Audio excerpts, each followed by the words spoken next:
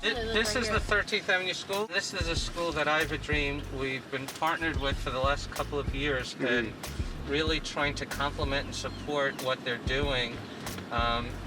And the families that we are delivering to are kids that go to the school, and working with the school to determine which families are in the greatest need. Good morning. This is Amara from the I Have a Dream Food Deliveries. We are currently outside of your house. Okay, see you soon. Bye-bye.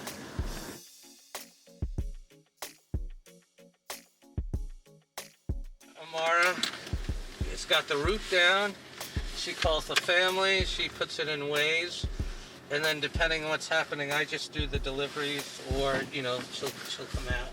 We fine-tuned where it took over an hour, and then we found the right routes, and then we got the right orders so we could be efficient. I think what happens, what I've learned in the 5-6 years in Newark, that a lot of people have come in with good intentions and disappeared. So trust is such a huge factor in building a relationship. And here we are a year later saying it wasn't okay, we're just going to help now. We haven't stopped helping. Just brings good feelings. And I think a big part of that are the humans that you get to connect with. And see that smiling face, and we need that.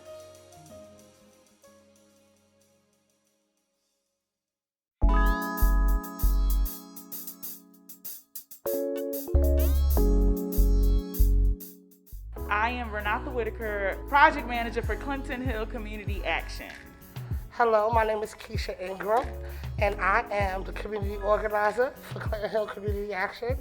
I'm also the facilitator for Concerned Citizens of Clinton Hill.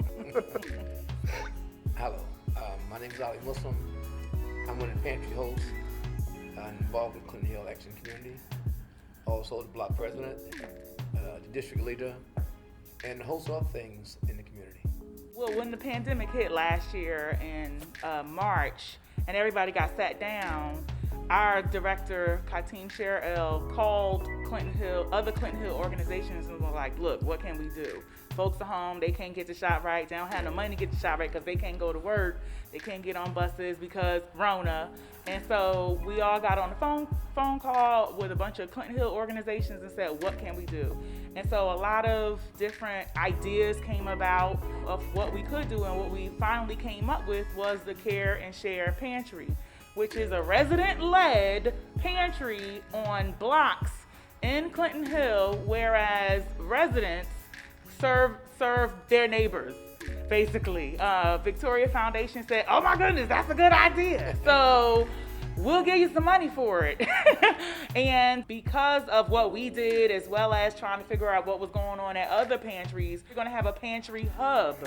And with the pantry hub, we're gonna create a pantry network so that pantries can network together, share resources. We're not just, giving out food, and we're not just going to look at it as that. Some of the vision and goals for the food hub is that it's going to be a resource center for cooking classes. Yeah. It's going to be a resource center for what else, Keisha? For like, if you have problems paying your bills, we will try to help you find a place that can help you. We're not going to be the people that pay this and pay that. We're going to be that resource center to try to help you to move along. We're part of the community, and we're trying to give back to the community. Mm-hmm. And once you give to the community and you help them, then they can learn how to help to give to the community also. Stories need to be told. If the conversation isn't out there, and if the residents don't know what's going on, then change can't happen. And the more and more we tell the story of what's happening, and the more they'll be able to see that this is what you can do in your community too. It doesn't just have to be us. It can also be you too. You join in on the conversation.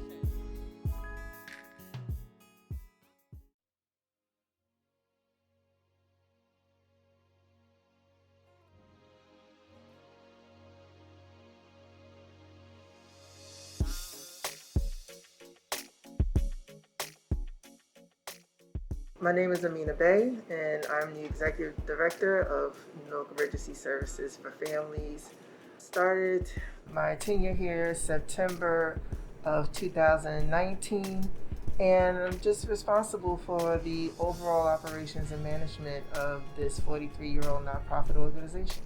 We provide emergency assistance to people in crisis throughout Essex County, not just the city of Newark, but 80% of the people that we serve are from Newark, New Jersey. Everything from rental assistance, people are relocating, we will provide security deposits, first month's rent. We help people pay their back utilities. We provide emergency food and food vouchers. We also have a homeless drop-in center where residents without addresses can come in on a daily basis and take showers, get hot meals, do their laundry, and we provide case management. We also provide a lot of different other type of counseling services for victims of domestic violence, people who have experienced different traumatic experiences like being fire victims, being evicted, and we also have what we call a SAFE program, SAIF, that's supportive assistance for individuals and families. We provide intensive case management to people who are nearing the end of their term on public assistance and welfare and help them transition into full-time employment and self-sufficiency. So our name, Newark Emergency Services for Families, lends to people thinking that no matter what their emergency is, that they can call us and get an answer. And so in the middle of this global pandemic, we really didn't have the luxury of telling people we don't do that. We don't have that information. So the first thing we did was create a resource guide for the community to find out who was open, who was available, if they weren't open, what numbers, what emails, and then also to make sure that we strengthen our contacts and our connection with those agencies so we can help broker some help for people as well. So if the office that offers public assistance and employment opportunities and unemployment insurance and other support services, they're closed, we're being inundated because people don't know where to go. They don't know where else to go.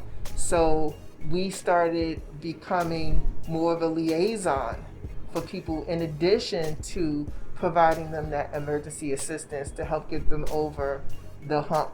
And so we're making calls on their behalf, and we're following up with emails and trying to make sure that their benefits hit when they were supposed to and different things like that. So our numbers quadrupled,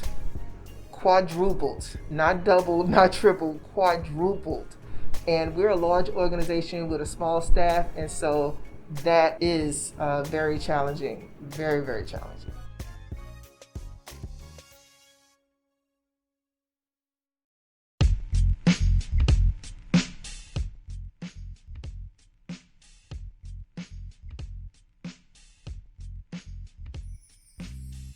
My name is Samuel Gordon, owner and operator of Brick Media Works, LLC, employed by Newark Community Street Team in CST, and community advocate as Southward Community Ambassador.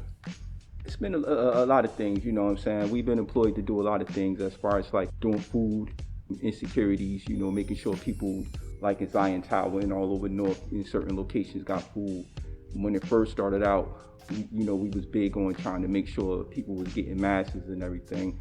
But that part, we kind of did with the city of Newark as far as going on walks and giving out masks and making people aware.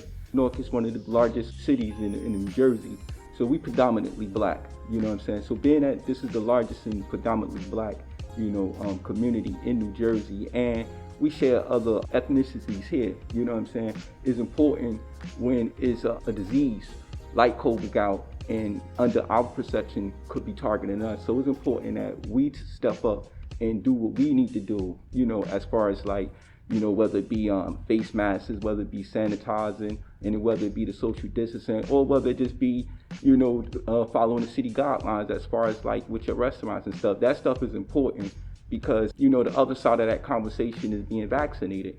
So we got to do everything that we can do on the front half of it, not to be affected by what's coming.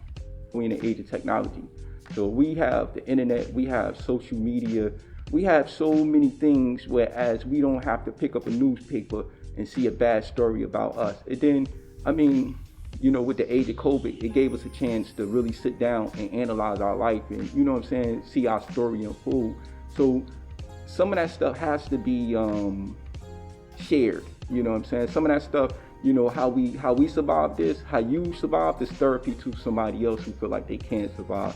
And the only way we're gonna control that narrative and not just paint this as a, you know, as a devastating tragedy narrative for the community, is through, you know, journalism and, you know, the arts, you know what I'm saying? Through time, the arts is the only thing that can capture the mood of the people. So as long as you got artists and regular people sharing the arts on the topic, you know what I'm saying, is a good thing. Hey, yo, this is your man, Psych Dig, Mr. Gordon, or whatever y'all want to call me, Mr. Gordon, Simi, whatever. Shout out to Newark Community News. You know, that's what's up. Getting the real words from the real people. Thanks, bro.